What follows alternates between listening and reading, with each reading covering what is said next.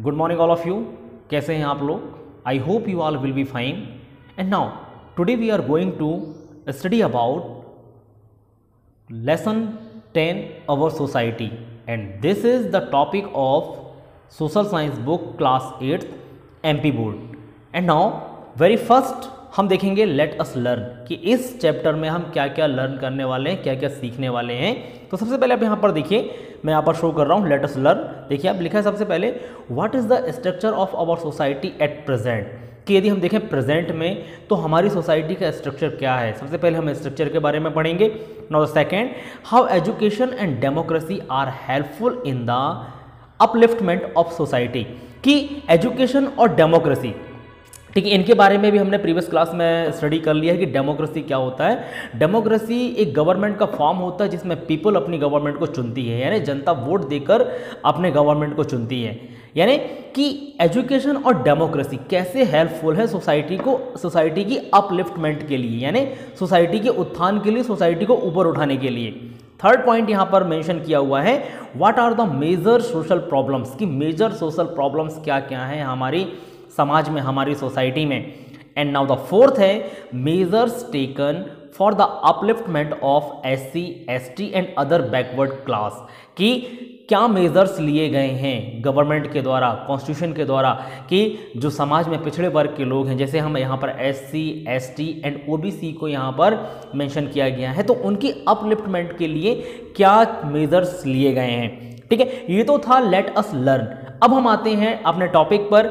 ये आपके बुक के पेज नंबर 95 से स्टार्ट होता है, जहां पर सबसे पहला टॉपिक लिखा है आवर सोसाइटी के बारे में।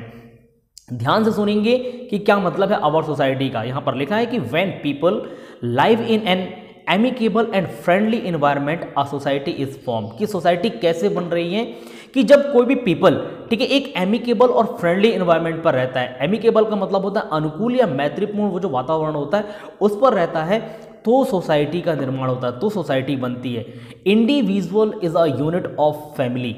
अब देखिए ध्यान से समझिए यहाँ पर कि इंडिविजुअल को फैमिली की यूनिट कहा है। यूनिट का मतलब होता है इकाई, कि हर एक इंडिविजुअल से बनकर एक फैमिली बनती है। जैसे मैं बात करूं कि आपकी फैमिली में मम्मी होंगे, पापा होंगे, दादा होंगे, दादी होंगी, ठीक है, आप हैं, आपके भाई हैं या आपके बहन हैं, तो ये सब लोग जब एक साथ मिलते हैं तो इनको हम फैमिली बोलते हैं। यानी every individual is a unit of family हम कह सकते हैं। And now the family is a necessity and society is an organization, कि फैमिली हर एक सोसाइटी के ऑर्गेनाइजेशन के लिए एक फैमिली का होना जरूरी है। फॉर एग्जाम्पल आपके मोहल्ले में बहुत सारे लोग रहते होंगे, बहुत सारी फैमिलीज रहते होंगे, ठीक है, जिनको आप अंकल आंटी कहते होंगे, तो वो सारी फैमिलीज को मिलाकर ही एक सोसाइटी बनती है। यानी हम क्या कह सकते हैं, family is a unit of society. जैसे हमने क्या बोला कि individual is unit of family, वैसे ही family is unit of society. And now the virtue of a man being social is due to mutual dependence. Man is a social animal and cannot fulfill his need and interest without society। तो यहाँ पर बोला virtue, virtue का मतलब होता है गुण, ठीक है, कि the virtue of a man being social is due to mutual dependence, कि म्यूचुअल डिपेंडेंस, कि एक दूसरे पर निर्भर रहना ही व्यक्ति का गुण है। ठीक है, हम इंडिविजुअल कुछ नहीं कर सकते, यानी हम सोसाइटी से अलग होकर या फैमिली से अलग होकर ज़्यादा कुछ भी नहीं कर सकते। तो हमारा जो डिपेंडेंस है उसी को हमारा वर्च्यू कहा गया है। और बोला कि मैन इज सोशल एनिमल, कि मैन जो है वो एक सामाजिक प्राणी है, ठीक है, and can not fulfil his need and interest without society, और बिना सोसाइटी के कोई भी मैन अपनी नीड्स को फुलफिल नहीं कर सकता है। नेक्स्ट पैराग्राफ इसी पर मेंशन किया है कि the society is an organization and it has a structure, it has its own culture and education. The value of society also change according to the needs and circumstances। तो यहाँ पर बोला कि the society is an organization and it has a structure, कि society एक organisation है, इसका एक डेफिनेट स्ट्रक्चर होता है कि सोसाइटी कैसे बनाई जाती है। It has its own culture and education, इसका एक अपना कल्चर होता है, अपना एजुकेशन होता है, जहाँ से लोग कुछ ना कुछ सीखते हैं। नेक्स्ट पैराग्राफ यहाँ पर मेंशन किया है कि our society still suffers from the evils of narrow casteism. अब यहाँ पर हम कुछ समाज की कुछ प्रॉब्लम्स के बारे में डिस्कशन कर रहे हैं। जैसे यहाँ पर लिखा कि अवर सोसाइटी स्टिल सफर, कि स्टिल प्रॉब्लम में है हमारी सोसाइटी। किस वजह से? The evil of narrow casteism. Evil का मतलब आप समझ सकते हैं कि सामाजिक बुराइयों को एविल कहा जाता है, सोशल एविल्स कहा जाता है। यह नैरो कास्टिज्म यानी संकीर्ण जातिवाद, कि लोग आज भी अनटचेबिलिटी और जातिवाद की प्रथा में उलझे हुए हैं। यह हमारे समाज की सबसे बड़ी प्रॉब्लम है। और यहाँ पर मेंशन किया है कि the stigma of untouchability priest even today, कि अनटचेबिलिटी आज भी हमारे समाज पर प्रेजेंट है। And now position of women in India is not yet eight पर विथ मैन, कि आज भी हमारे समाज में वुमेन की जो कंडीशन है वो मेंस की तुलना में ज़्यादा बेटर नहीं है। And now cases of child marriage, death feast, beginning, drinking of liquor and drug addiction, dowry and various such problem exist in our society. कि हमारे सोसाइटी पे कुछ सोशल एविल्स की बात की, जैसे यहाँ पर चाइल्ड मैरिज यानी बाल विवाह। फिर नेक्स्ट यहाँ पर लिखा है कि डेथ फीस्ट, यानी जब देखते हैं कि बहुत सारे केसेस आपने पढ़े होंगे कि भ्रूण हत्या, यानी लोग चेक कराते हैं यदि भ्रूण में कन्या है, ये लड़की है तो उसकी हत्या करा दी जाती है, इसको डेथ फीस्ट कहा जाता है। And now beginning, drinking of liquor, लोगों का पीना, ड्रिंक करना, एंड ड्रग एडिक्शन, ठीक है, डिफरेंट टाइप के नशा करना, ये आज भी हमारे समाज में प्रेजेंट है। डाउरी यानी दहेज प्रथा आज भी चल रही है। And various such problem exist Aman society, कि हमारी सोसाइटी में आज भी कुछ प्रॉब्लम है जो एग्जिस्ट करती हैं। ठीक है, ये तो सोसाइटी का स्ट्रक्चर था कि सोसाइटी किस टाइप से है आज के समय में हमारे इंडिया के अंदर। नाउ द नेक्स्ट पैराग्राफ यहां पर मेंशन किया है एजुकेशन एंड डेमोक्रेसी। एंड अब यहां पर हम समझेंगे कि what are the means of education and democracy, and ये दोनों कैसे हेल्पफुल होते हैं सोसाइटी के अपलिफ्टमेंट के लिए। तो यहां लिखा है कि education means to instill value and to groom future citizen as per requirement of the society. की एजुकेशन जो है, ठीक है, एक पर्सन को ग्रूम करती है यानी डेवलप्ड करती है सोसाइटी के अकॉर्डिंग कि समाज में कैसे व्यक्ति चाहिए। And now proper education can create awareness which can make the society progressive, कि जब प्रॉपर एजुकेशन लोगों को दिया जाता है, ठीक है, तो लोगों के अंदर एक अवेयरनेस क्रिएट होती है। वो डिफरेंट टाइप की चीज़ों को समझने की कोशिश कर रहा है कि देश के अंदर कंडीशन क्या चल रही है, लाइक पॉलिटिकल कंडीशन क्या है, एजुकेशनल कंडीशन क्या है, ठीक है, और ऐसे व्यक्ति समाज के लिए प्रोग्रेसिव होते हैं। And now in ancient India society was progressive and rich. यदि हम एंशियंट इंडिया की बात करें, प्राचीन भारत की बात करें, तो उस समय की इंडिया की जो सोसाइटी थी वो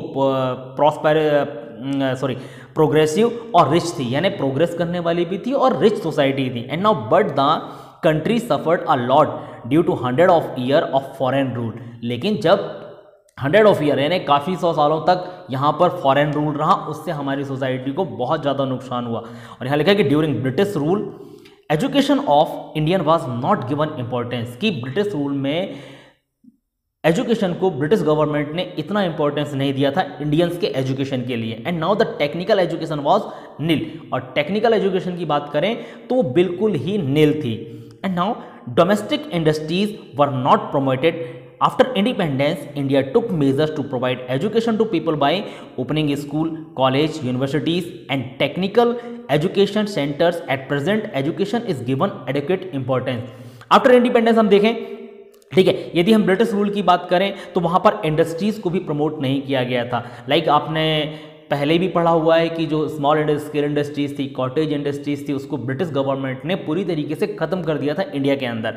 एंड हमारे यहाँ पर ये लिखा कि after independence India took measure to provide education to people by opening schools, की आफ्टर इंडिपेंडेंस हमारे यहाँ बहुत सारे स्कूल खोले गए, यूनिवर्सिटीज़ खोली गई, ठीक है, टेक्निकल एजुकेशन सेंटर खोले गए। और आज यदि हम देखें तो एजुकेशन को सबसे ज़्यादा इंपॉर्टेंस दिया जाता है इंडिया के अंदर।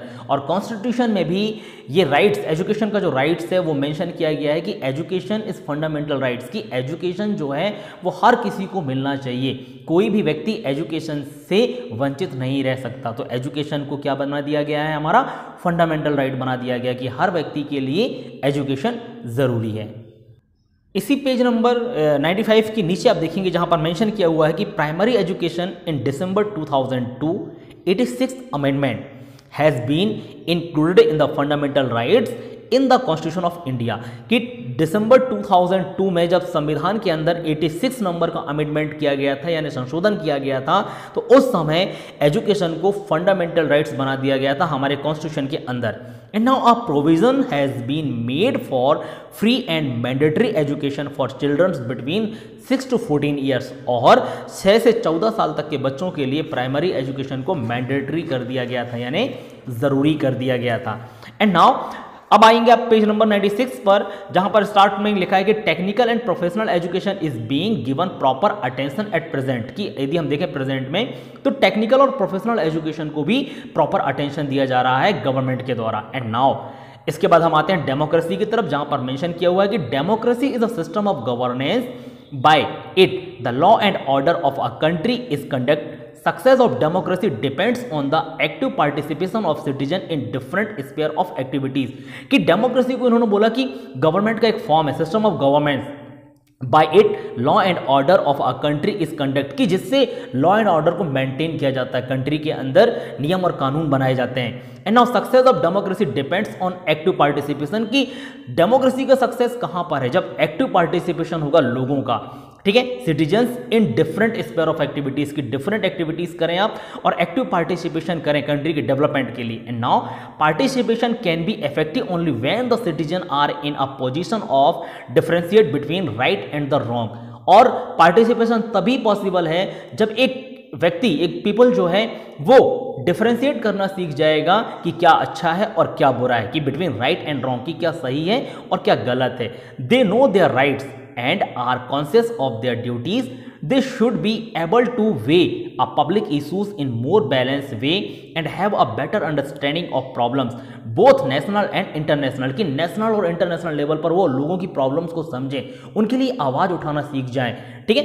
एंड नाउ ये सबकी ड्यूटीज यहां पर इन्होंने मेंशन किया है। And now they should be able to वे हो गया। Now these are some of the qualities a citizen is expected to develop through education to make him aware and well informed. Such a citizen help in the smooth functioning of a democratic government. Meaningful participation is possible only through the spread of education. Only enlightened citizens can help a democracy to grow। ठीक है, simple से वे पर मैं ये समझा देता हूं यहां पर कि यहां पर ये बोला कि एजुकेशन से ही, जब तक आपके पास अच्छा एजुकेशन नहीं होगा आप डेमोक्रेटिक कंट्री के अंदर, कंट्री के डेवलपमेंट के लिए पार्टिसिपेट नहीं कर सकते, आपको सही और गलत का फर्क नहीं पता चलेगा। तो इन्होंने यही कहा है कि एजुकेटेड सिटीजन ही है जो डेमोक्रेटिक कंट्री को डेवलप करने के लिए हेल्पफुल कर सकता है, क्योंकि वो पार्टिसिपेट करेगा, क्योंकि उसको अच्छा और बुरा, सही और गलत के बारे में, सही और गलत के बीच में फर्क करना आ जाएगा। और यही लिखा है कि only enlightened citizens can help democracy to grow.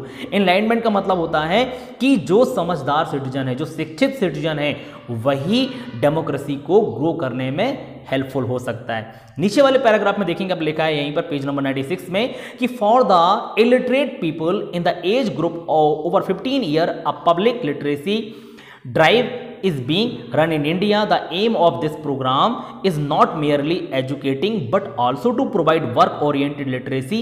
The meaning of work oriented literacy is thus, कि यहां पर इलिटरेट पीपल और लिटरेट पीपल के बीच में डिफरेंस को बताया है कि for the illiterate people in the age group over 15 year a public literacy drive is being run in India, कि यदि ये पीपल इलिटरेट रहेंगे तो इंडिया को अच्छे से रन नहीं कर सकते। तो यहां पर लिखा है कि वर्क ओरिएंटेड लिटरेसी देना जरूरी है इन लोगों को। यदि ये शिक्षा नहीं ले पा रहे हैं, एजुकेशन नहीं ले पा रहे हैं, तो इनको वर्क ओरिएंट लिटरेट का आप करें।